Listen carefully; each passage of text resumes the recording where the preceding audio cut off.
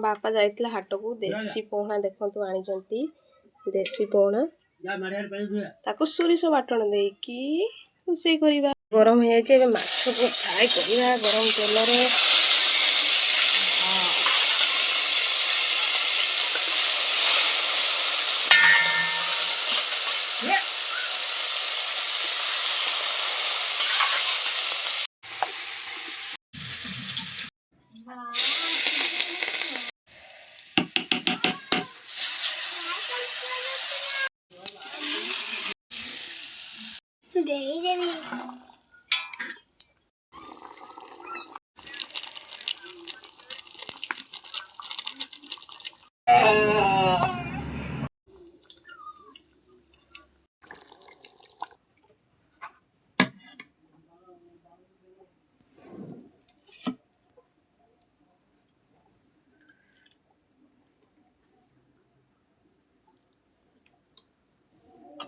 Finally मोर देसी पोहणा सोरिष बाटण आंबुल देकी ready हो गला।